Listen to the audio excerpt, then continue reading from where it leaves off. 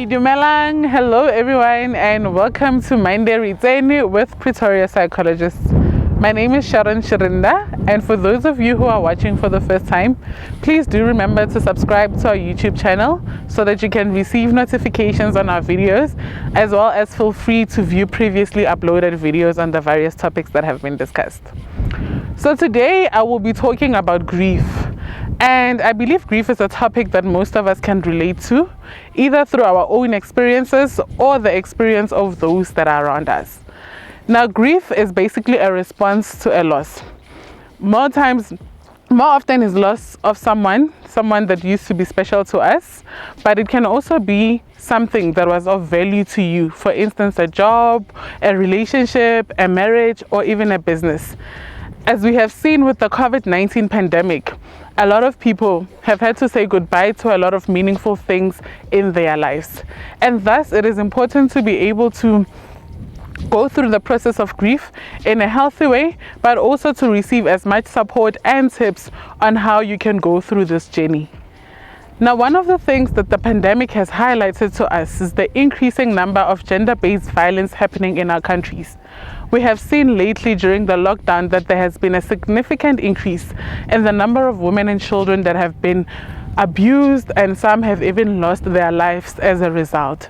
Therefore, this could lead to complicated grief for those who are remaining behind, as you may be feeling feelings of guilt that maybe you know that this person was in an abusive relationship and they stayed, and maybe you feel like you could not rescue them. For some people, they might even feel like they should have done more while the person was still alive, and maybe then the person would not have lost their lives. As a result, then it becomes a bit harder for the remaining people to grieve this loss, especially seeing the way in which the person dies through injustice and through abuse. Also, we have seen lately with the COVID-19 pandemic and the lockdown restrictions that there has also been a lot of changes in how we can bury our loved ones and how we can send them off. We've seen a significant reduction in the numbers of people who are able to attend the funeral. For instance, now with the government saying there can only be 50 people at the burial, that might mean for someone that you were not able to go to the funeral and bury the person, which might make you feel like you are denied an opportunity for closure. Whereas other people, because being able to view the body of the deceased, that you have also been robbed of an experience to say a proper goodbye.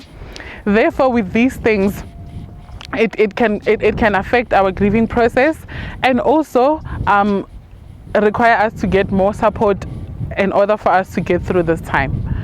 So now, as we grieve, it is important to realize that grieving occurs in various stages, and some of you may be aware of the stages, but most often than not, a lot of us will experience, it doesn't necessarily have to go in any certain order, the stages that I will mention now. So for some people, you can experience a shock when you receive the news of the death, especially with gender-based violence, because you don't expect it that maybe the person would die eventually in that relationship. And then you can also go through a period of denial where you are not able to process or come to terms with the reality of the loss that has occurred. And also that can lead to a lot of anger either towards yourself or towards God or any other person that you feel like is the result, is the cause of this problem, especially where it has been a situation of murder, where your loved one was, your mother or your sister or your child was murdered as a result of that domestic violence relationship that you were in. Therefore, it is important to realize that when you are going through these things, there are helpful tips that I'm going to share that you can look into that can help with the grieving process. So firstly, it is important to get a very good support structure. Support can come in various forms, from the family members that you have, the loved ones that you trust, or even with professional help. Like we've seen now with the virus, that a lot of support has been made available virtually through videos, through Skype, and other means that you can use to access the help that you need. Secondly, it is also important to acknowledge that something has happened and that it is a difficult situation that you are going through. As a result, you will be able to set boundaries that you need in order to create space for yourself to go through the healing process. it is also very important for the people around you to take note of the place that you are at and to also give you the necessary support that you require and the necessary space. I know that it's hard, especially for us supporting the person, because sometimes we feel like because we're not able to go to the funeral or we're not able to go and see the person physically, that maybe we are not helping enough. But there are things that we can do that can also express our love and support for people who are grieving during this time. This can include calls or randomly checking up on the people via your text. It can also be acts of kindness, such as bringing food to the person because maybe they're not even able to do that, or even taking over some of their responsibilities, such as helping them with the kids if they have kids and things like that. And these are the little things that we can do in order to make the grieving process easier on the person that has experienced the loss. And also, it is important that you do not trivialize your grieving experience. There is no time frame that we put on grieving. So it doesn't have to be that in 3 weeks you are over it or in 3 months you are over it, but it is a journey, and a journey that requires you to go at the pace that you feel is good for you. And also, it's important to note that sometimes you might feel like you are reaching a stage of acceptance and being able to move on.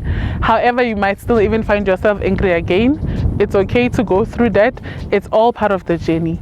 The more important thing is to always seek help and to always know that there are people that you can depend on.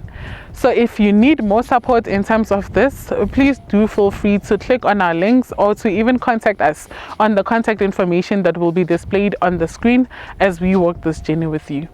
Thank you, and tune in next time.